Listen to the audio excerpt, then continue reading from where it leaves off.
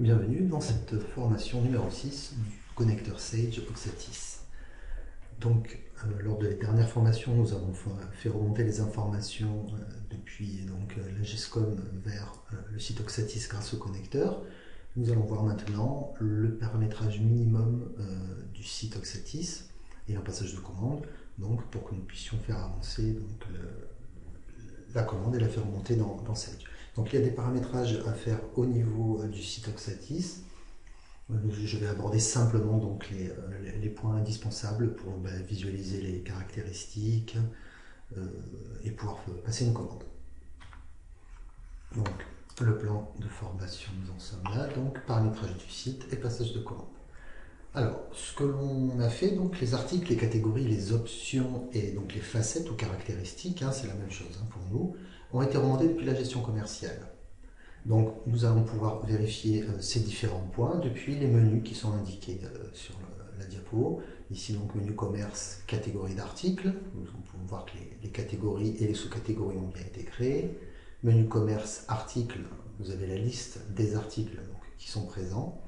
Menu commerce, type d'option. Vous pouvez voir donc deux données à l'intérieur. Nous allons les voir donc sur le back-office, ici. Donc menu commerce, type d'option. Nous avons fait remonter d'un côté les gammes des différents articles. Ici par exemple les différents types de pierres pour nos bagues. Et en parallèle ont été remontés donc les caractéristiques qui sont regroupées donc dans le même menu commerce type d'option. Voilà donc pour les informations qui ont été remontées pour commencer. Alors maintenant nous allons paramétrer le site, puisque là en cliquant sur le bouton aperçu du back-office, vous pouvez voir qu'on a toujours les menus faits à la création du site, c'est-à-dire le menu boutique et les catégories d'exemples qui étaient présents dans le back-office. Donc bien entendu, en cliquant sur boutique, vous retrouvez donc l'arborescence qui a été remontée.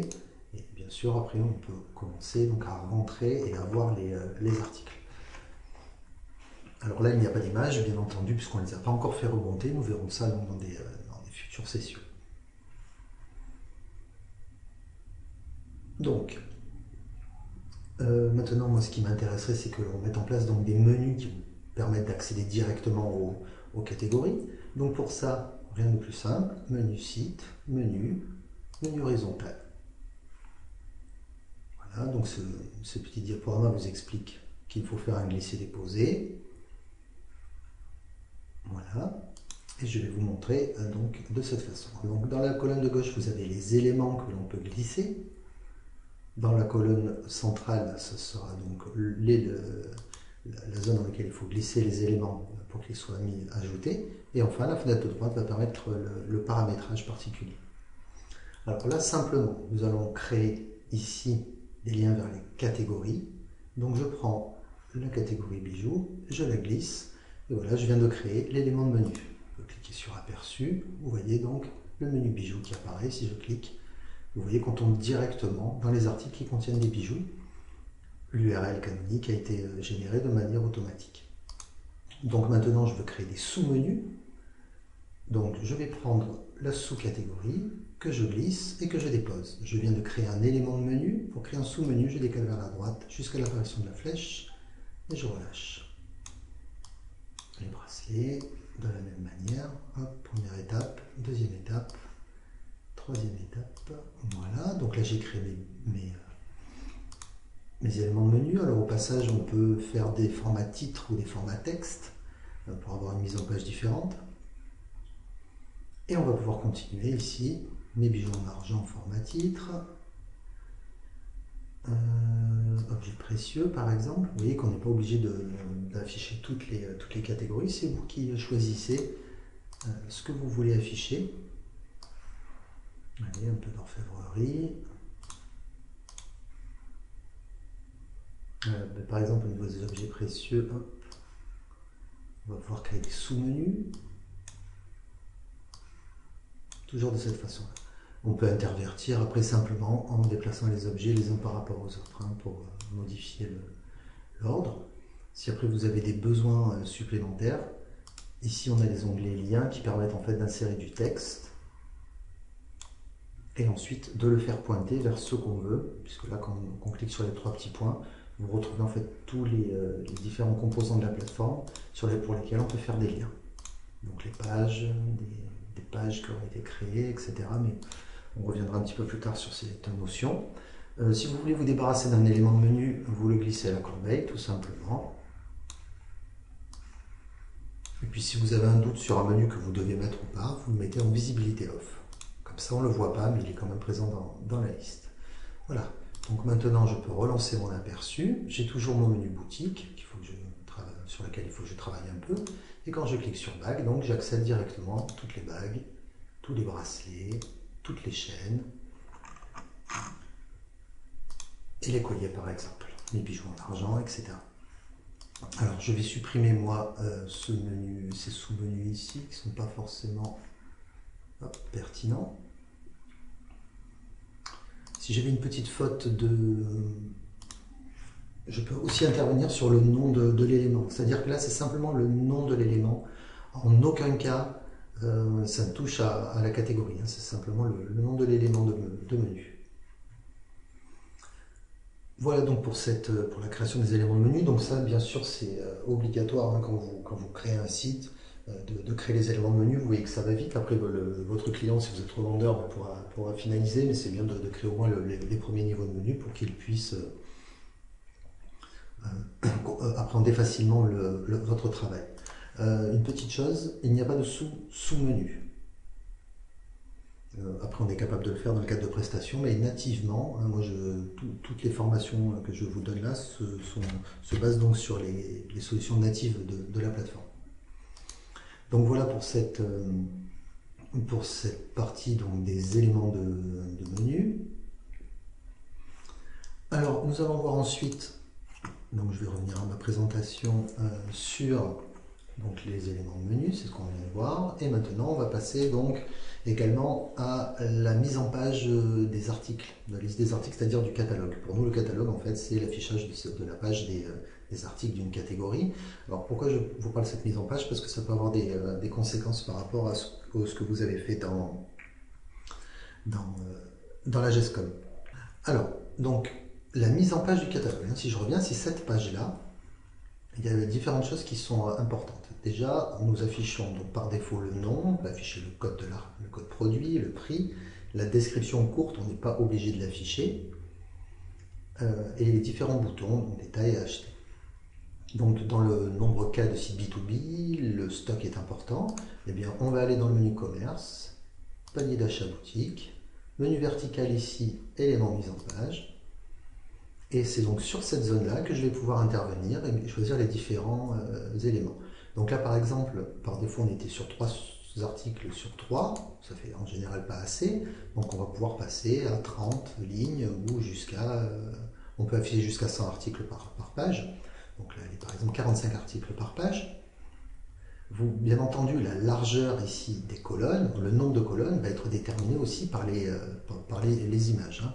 Le site Oxatis mesure 980 pixels de large, donc vous comprenez bien qu'il faut que les vignettes ne dépassent pas une certaine taille, par exemple 200 pixels, pour qu'elles puissent être bien sûr affichées et sans déformer tout le site. Donc ici, moi je veux le code article, voilà, à gauche, centré, à droite. Je veux l'image.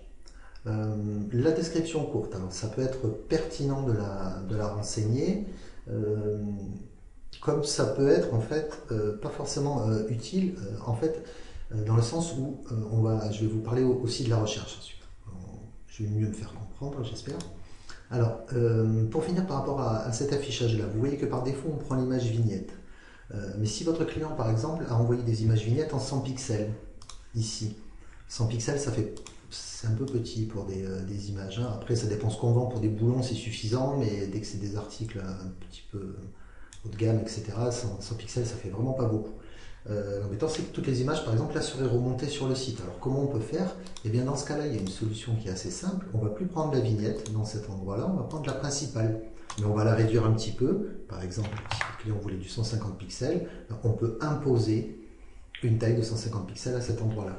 Vous comprenez également ici que les proportions des images sont importantes. Si toutes les images sont au format portrait, en fait, si toutes les images ont les mêmes proportions, il n'y a pas de problème d'affichage. S'il y a des images au format portrait, d'autres au format paysage, on risque d'avoir des soucis donc, de mise en page. Alors pour ça, je vais vous indiquer des méthodes un petit peu plus tard quand on parlera des images, justement pour standardiser les images et les mettre toutes dans des carrés. Voilà, au passage, on peut également donc limiter la description courte pour éviter d'avoir trop de texte. Alors ça marche uniquement quand la description est en texte simple. Alors qu'est-ce que le texte simple pour Oxatis? Je fais une petite digression, commerce article. Je rentre dans un article ici en cliquant donc sur l'icône éditer des propriétés. Et là donc vous voyez qu'on a deux descriptions. La description courte qui apparaît dans le catalogue et la description complémentaire, ou la description détaillée plutôt, qui apparaît sur la fiche article.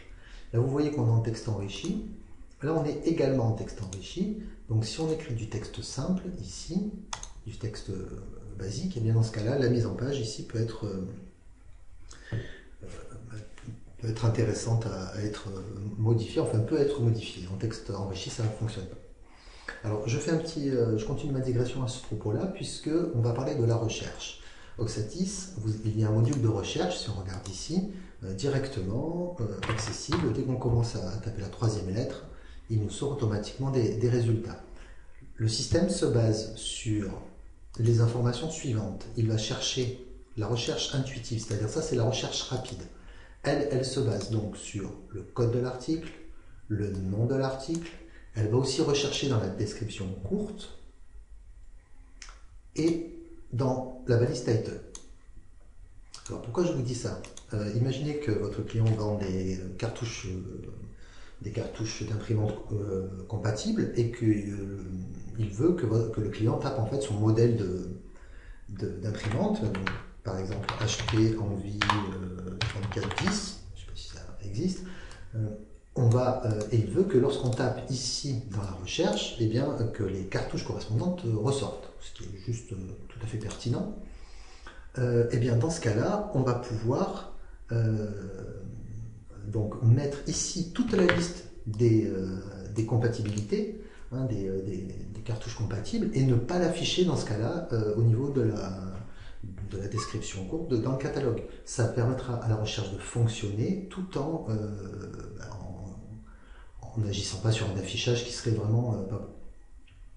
Donc voilà pourquoi j'ai fait cette petite digression. Donc si je retourne dans commerce, panier d'achat et éléments mis en page, voilà, donc dans cette zone-là, vous voyez, dans le cas présent là, des cartouches, eh bien moi je vais supprimer la description. Puis après, si je veux la remettre, de toute façon, vous voyez qu'un simple glisser-déposer suffit pour le faire. Alors moi je voulais les stocks surtout, puisque c'est très important en général dans le cadre de B2B. Je veux afficher est-ce que l'article est en stock ou la disponibilité. Par exemple ici, et je veux le centrer. Voilà, donc ce paramétrage a été fait, j'ai plus qu'à sauvegarder. Maintenant, je vais pouvoir, quand je suis ici, soit je fais F5 pour recharger la page. La plupart du temps, ça fonctionne. Si ça ne marche pas, je vous invite à faire CTRL F5. Ça marche un peu mieux. Et CTRL R, ça marche encore mieux. Donc là, vous voyez les notions de stock, le niveau du stock qui est affiché. Alors tout ça, bien sûr, est en relation avec les paramétrages qui ont été faits au niveau des stocks de chaque article, mais j'y reviendrai également. Donc voilà pour cette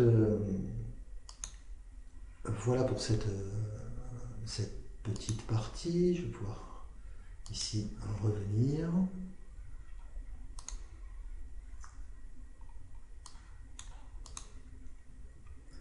Voilà, donc une fois que la mise en page des articles a été faite, on va pouvoir activer la recherche à facettes. Donc ça aussi, c'est pour permettre au client d'appréhender un petit peu qu'est-ce que la recherche à facettes et comment ça s'affiche sur le site.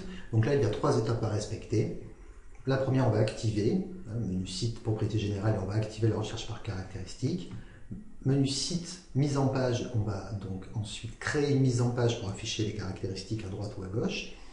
Et enfin, on va aller dans le menu commerce, catégorie, icône mise en page des caractéristiques pour justement les mettre en page. Donc c'est ce que nous allons voir immédiatement. On va activer la recherche par caractéristique donc, dans ce site. Alors on va activer donc, la recherche par caractéristique, menu site propriété générale, bouton modifier.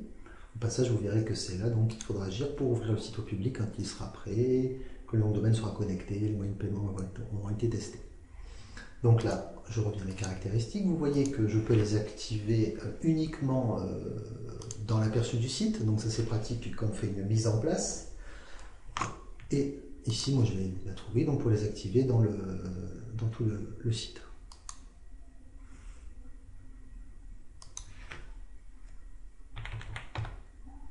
Une fois que c'est activé, on va les mettre en page. Menu site, mise en page. Alors là, il y a une petite chose intéressante. Si vous regardez ici, j'ai fait une mise en page de type tous les composants, sans menu à droite, sans menu à gauche. Mais après, on peut décider également d'afficher différents éléments dans la colonne de gauche ou dans la colonne de droite. Alors là, moi, ce qui m'intéresse, c'est de mettre en page les caractéristiques. Donc, bouton ajouter. On va les appeler donc facettes. Alors, composants. Je peux sélectionner tous les composants, puisque, de toute façon, les caractéristiques ne s'affichent que lorsqu'il y a des articles affichés au niveau d'une page. Donc, par exemple, je reviens sur la page d'accueil ici. Il n'y a pas d'article affiché. Enfin, c'est simplement une page HTML ici. Ce n'est pas une page de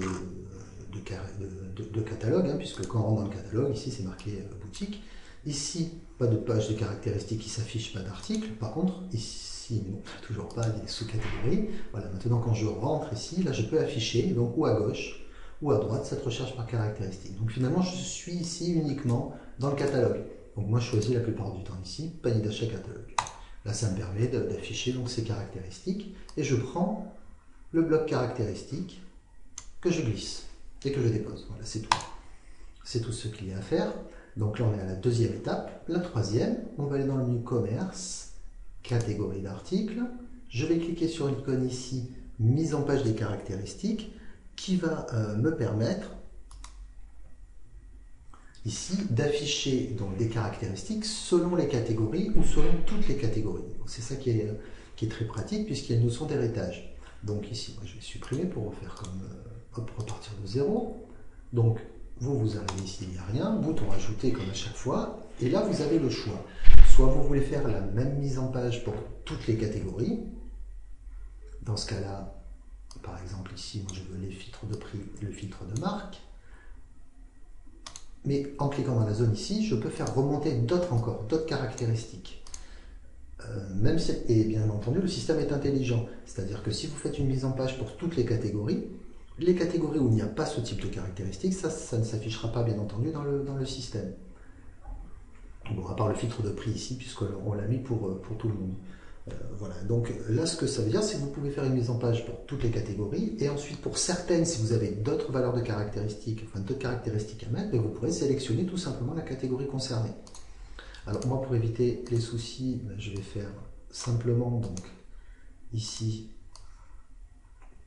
je vais pour faire monter des caractéristiques pour toutes les catégories. Alors là, par contre, on peut afficher que 5 éléments par catégorie. Donc il va falloir faire un choix. Voilà, donc ici, en basculant le curseur, c'est un peu plus joli. Et ici, c'est là que vous allez pouvoir choisir entre les cases à cocher, les boutons radio. Je vais vous montrer un petit peu. Bouton radio, ici, liste déroulante par exemple. Et ici, des grilles de valeurs. Grille de valeurs. Voilà. On peut filtrer par nom, par position. Voilà, donc là, moi, je viens de faire le paramétrage. J'ai enregistré, eh bien, je reviens sur ma catégorie, CTRL R pour secouer un petit peu mon cache, et vous voyez qu'automatiquement, ici, les prix remontent, les actualités, si c'est ce qu'on a décidé d'afficher, le genre, le bracelet, ici en menu déroulant, et après, donc vous voyez les listes de valeurs, en fait, ça fait des sortes de petites icônes, et après, par exemple, par popularité. Voilà, alors ensuite, moi je veux que les articles hommes, aucun filtre ici, ou que les catégories ou que les mixtes, et vous voyez qu'au fur et à mesure, le système filtre et ne propose finalement que les caractéristiques qui correspondent ici à ces pages. Si je rentre donc dans une nouvelle catégorie, par exemple lingot ici, où on n'a pas mis de genre, vous voyez que les caractéristiques évoluent automatiquement. Donc c'est pour ça que c'est très pratique si le catalogue vend uniquement à peu près le même type d'article, eh bien vous faites une mise en page pour toutes les catégories et au moins ça sera repris de façon native, instantanée par la plateforme. Voilà, donc pour cette petite partie-là. Voilà, donc maintenant que nous sommes capables donc de naviguer dans le catalogue avec les menus, les sous-menus, les facettes qui apparaissent, ou les options bien entendu, nous allons pouvoir commencer à passer une commande. Donc ici je suis dans le catalogue, en cliquant j'arrive donc sur la fiche article avec la description détaillée, le code, le nom de l'article, les notions de stock. Donc tout ça, je vous rappelle, est piloté, alors si je le mets en parallèle, depuis, si j'y arrive, hop, est piloté depuis la fiche article. Si je rentre dans une fiche article ici, alors je vais regarder. L'article c'était Alliance, gravure, c'est une de ces deux-là. Donc vous pouvez voir au passage ici donc le multitarif qu'on a activé sur le site, la description courte, la description détaillée. Alors vous voyez que quand il n'y en a pas, le système récupère la description courte pour la mettre dans la description détaillée. Alors on sait surtout ici la notion stock, donc ici afficher note quand l'article est en stock, afficher le niveau du stock. En cas de rupture, qu'est-ce qu'on fait? On montre quand même l'article même s'il est indisponible, on le propose à la vente même s'il est indisponible et on affiche le délai de disponibilité. Alors ça aussi également, ça peut remonter depuis la gestion commerciale. Donc voilà pour ces paramétrages-là.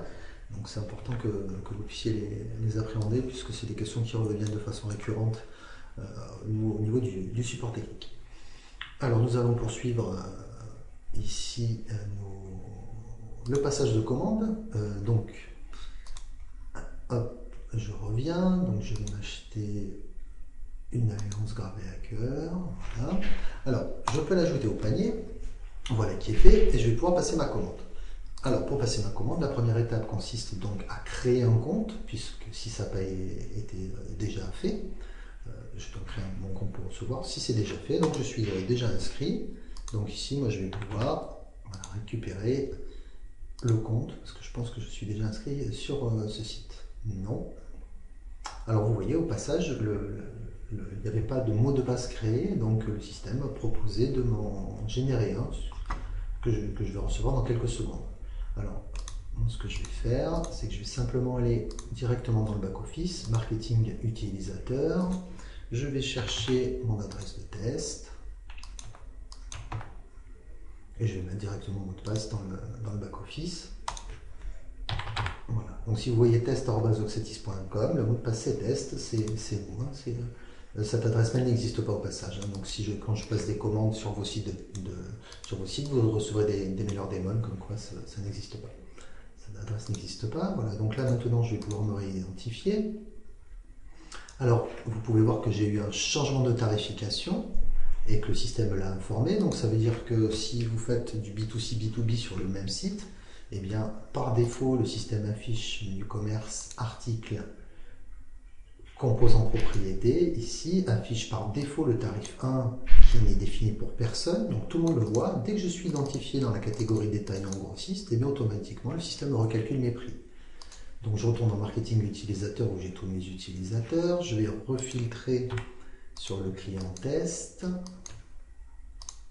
Voilà, et je vais voir la catégorisation, donc je suis dans la catégorie des grossistes, c'est pour ça qu'il y a eu un recalcul du tarif. Alors maintenant, je vais vouloir donc passer ma commande. Donc là, j'ai toutes les informations qui ont été remontées depuis la GESCOM, par exemple, ou alors on va créer un nouvel utilisateur. Voilà, donc là, bien sûr, dans un site e-commerce, les étapes d'après, eh bien, ça va être la livraison, donc commerce, mode de livraison, bouton rajouter. Alors là pour les besoins d'information, puis même vous pour faire des tests, on va utiliser simplement des modes de livraison génériques. On ne peut pas utiliser un compte Colissimo si on ne l'a pas, Mondial Relais, DPD ou TNT, puisqu'en fait, il faut avoir déjà créé des comptes en amont avec ces sociétés. Donc moi, je vais utiliser un mode de livraison générique, de type Colissimo, par exemple. Voilà. Donc livraison à domicile, toujours renseigner un maximum de description pour rassurer les clients. Alors après, assez rapidement, je vais vous montrer quand même qu'on est capable donc de faire différents calculs concernant la livraison. Donc on peut faire des préfixes proportionnels au nombre d'articles, proportionnels au montant de la commande, au poids volume ou des paliers. Alors le plus utilisé, il y a deux paliers qui sont les plus utilisés, c'est celui-là, le montant sur le TTC. Là, moi je vais faire un franco de port jusqu'à 200 euros. Donc par exemple, en dessous de 200 euros, je fais payer 7 euros hors taxe de frais de port à tout le monde. Et jusqu'à 100 000 euros, je ferai payer 0. Voilà, je viens de créer un franco de port qui se déclenchera à partir de 200 euros d'achat.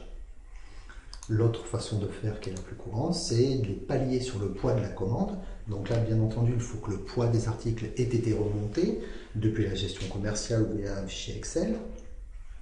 Attention, dans Oxatis, c'est des grammes, le poids des articles. Et là, donc, pareil, on peut dire que de 0 kg à, par exemple, 100 grammes, on va faire payer une lettre max, 250 grammes, lettre max au-dessus, un demi-kilo, 5 euros. Donc là, après, il faudra bien sûr se rapprocher des grilles de transporteurs pour être le plus proche possible. Le but, c'est pas de gagner de l'argent sur la livraison, ni que ça nous en coûte, enfin, à part si c'est une volonté, mais le but, c'est donc d'être le plus proche possible de la réalité. Et après, donc, on peut faire des paliers jusqu'à un bon nombre de paliers. Voilà. Ensuite, donc, bien entendu, on va pouvoir faire des validités en fonction du poids de la commande ou de la géographie, puisqu'on n'envoie pas à tous les pays au même prix. Donc ici, par exemple, moi je vais choisir, alors on va dire la France métropolitaine, ça c'est sûr. Je vais rajouter Monaco en faisant par exemple un contrôle-clic. Donc Monaco, ici je fais contrôle-clic pour faire des sélections multiples. Voilà, après on peut faire encore des types de restrictions sur les périodes. En fonction du contenu du panier, on peut afficher des modes de livraison, au contraire ne pas les afficher, en fonction des catégories d'utilisateurs. Voilà, on peut faire beaucoup de choses. Donc là j'ai créé un mode de livraison Colissimo. Bien entendu, il ne faut pas qu'il y ait un article de port paramétré dans la gestion commerciale. Donc j'ai créé mon frais de port. Maintenant, commerce moyen de paiement, bouton ajouter un moyen de paiement. Alors là, on ne va pas créer un compte carte bleue directement. On va simplement choisir ici le paiement par virement bancaire ou par chèque, c'est comme vous voulez, pour faire les tests de commande. Et voilà, donc là j'ai toutes les informations nécessaires. Alors au passage, donc, toujours pareil, mettre un descriptif assez détaillé pour rassurer les clients. Et là, vu que c'est mon moyen de paiement par virement, je vais mettre mon RIB pour que le client puisse accéder à ces informations. Voilà, donc je vais pouvoir poursuivre ma commande. Alors j'ai rempli tous les champs indispensables, enfin obligatoires. Je peux choisir une autre adresse de livraison si je veux également. Je peux faire continuer et là donc j'ai fait une erreur au niveau du paramétrage. Forcément je me suis basé sur le poids, je crois que c'est la dernière sauvegarde que j'ai fait, c'est le poids de la commande. Et là vous voyez qu'en fait c'est strictement inférieur à. Étant donné que le poids de mes articles n'a pas été renseigné, forcément le système ne me propose rien. Voilà. Donc là je triche un peu, je vais mettre -1 et comme ça même les zéros seront proposés. Allez, on contrôle R pour actualiser. Voilà. Donc là, donc j'ai bien le mode de livraison qui est proposé. Je peux cliquer sur continuer. Ici. Alors, je suis un client en compte. Ici, c'est pour ça que le système ne m'a pas proposé le paiement. Donc, je vais revenir au niveau du panier. Je vais regarder cet utilisateur-là. Il y a de grandes chances qu'il soit client en compte.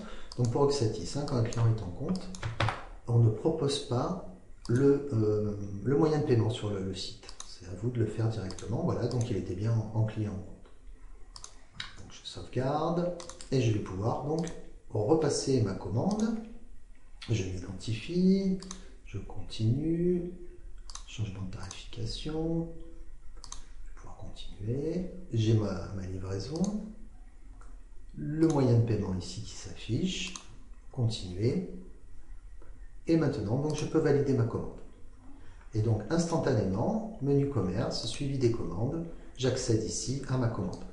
Donc, la dernière étape avant de la remonter dans la gestion commerciale, ça va être donc de la valider manuellement, puisque c'est un paiement par chèque, hein, donc, enfin par virement bancaire, donc un paiement en cours de traitement. Il faut valider pour que ça puisse remonter dans la gestion commerciale. Bien entendu, toutes les commandes passées depuis la carte bleue PayPal seront ou confirmées ou refusées, mais ne resteront pas dans un état en cours de traitement. Ça, c'est uniquement pour les chèques et les virements bancaires. Donc voilà, tout a été fait côté Oxatis.